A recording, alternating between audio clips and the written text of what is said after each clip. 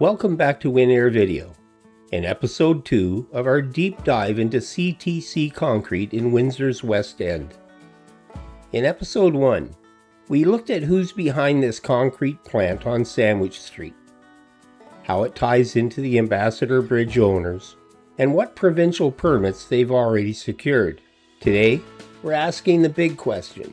Now that building permits have been issued, can the City of Windsor still change this project in any meaningful way, or is it essentially locked in? We'll cover 3 things: what zoning and the official plan say about this industrial corridor, what it means that building permits are now approved, and where residents and councils still have leverage and where their hands are tied. If you live in Sandwich, drive this corridor, or just want to understand how big industrial projects get greenlit beside neighborhoods, this episode is about how rules work once shovels hit the ground. But before we get into it, please subscribe to WinAirvideo and tap the notification bell to make sure you don't miss the next update. Episode 3 will look at what this means for daily life in Sandwich. Trucks, dust, noise, and how it fits into the wider Gordie Howe versus Ambassador story. I'm curious, if the public had been more informed, and Bill C-23 had not been passed to reduce public input, do you think this could have gone differently? Or was this outcome baked in years ago? I'm curious. Let me know in the comments. Let's start with the basics on zoning and the official plan. Every property in Windsor is covered by the official plan, the long-term growth blueprint, and by zoning bylaws that spell out what you can and can't build. The CTC concrete site is a corridor that has been industrial for a long time. Warehouses, trucking yards, rail uses, and heavy industry have all operated along this strip. From a planning point of view, this is being treated as a working industrial belt on the river, not a quiet residential street. That matters, because if the land is zoned for general or heavy industrial uses, a ready-mix concrete plant is usually considered compatible. It's noisy, it has trucks, it has dust, but it fits the industrial category already allowed.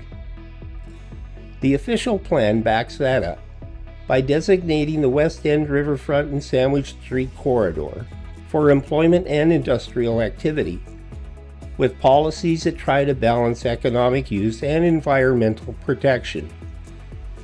The city has been comfortable placing trucking and other border-related heavy uses in this band for decades.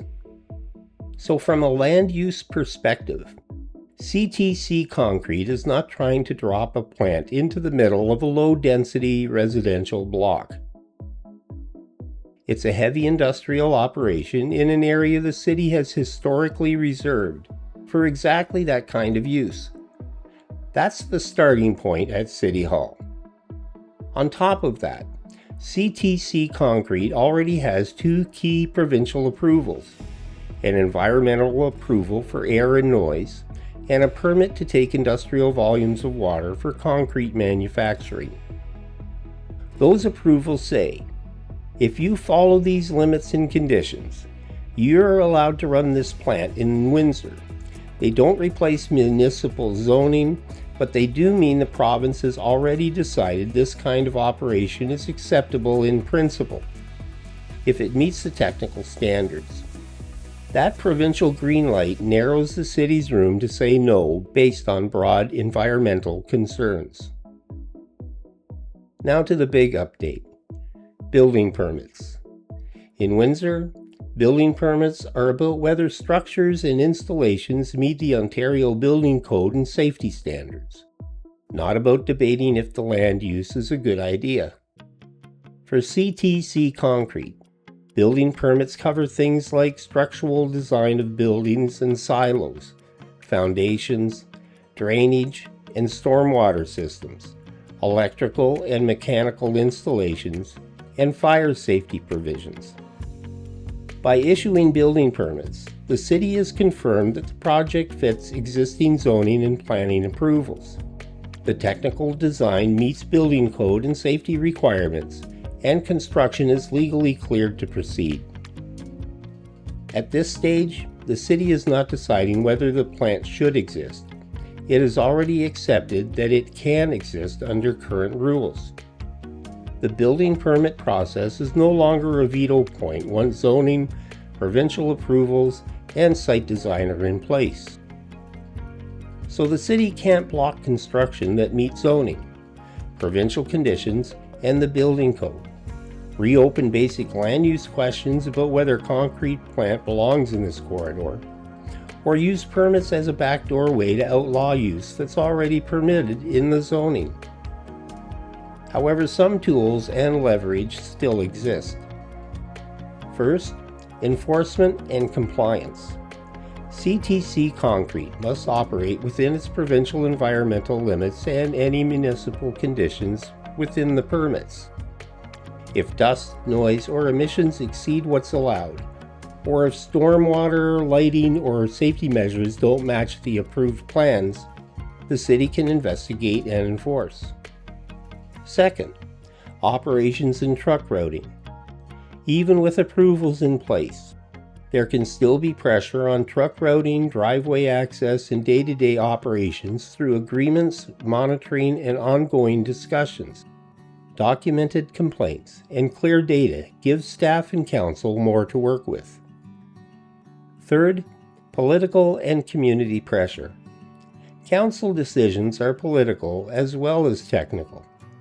Organized residents, detailed submissions, and media attention can still push councillors to demand stricter oversight, better mitigation, and more transparency around monitoring and enforcement, even after permits are issued. Fourth, long-term planning.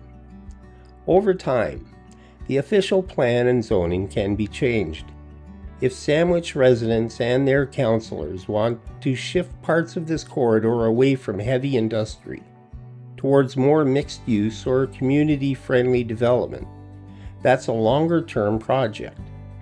It won't stop CTC Concrete, but it can affect what comes next. There's also a bigger provincial backdrop.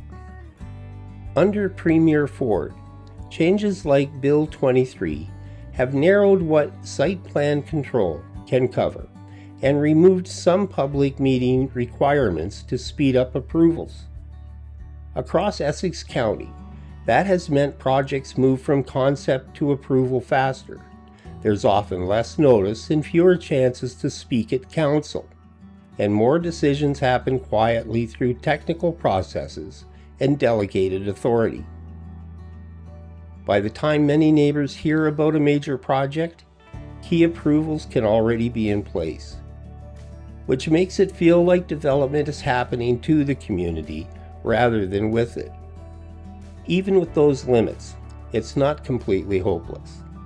Detailed public input, organized community pressure, and careful monitoring can still shape how a plant like CTC Concrete operates and how much it affects daily life.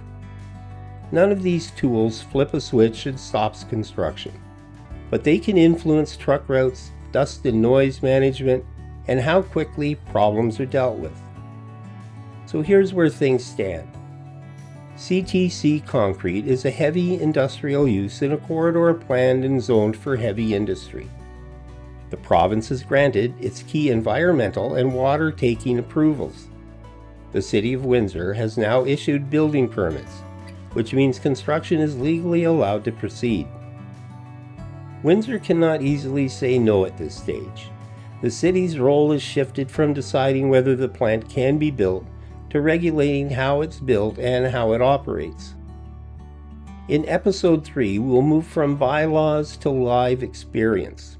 What this means for traffic, air quality, and livability in Sandwich next to the brand new public bridge. and how it fits into the longer story of the Maroon family's footprint on both sides of the river. If you don't want to miss that, please subscribe to WinAirvideo and hit the notification bell. And let me know in the comments, knowing how this process works, do you think Windsor's planning tools are strong enough to protect our neighborhoods, like Sandwich, or does the system itself need to change? This is Bob Jones for WinAirvideo. Thanks for watching, and I'll see you in episode 3.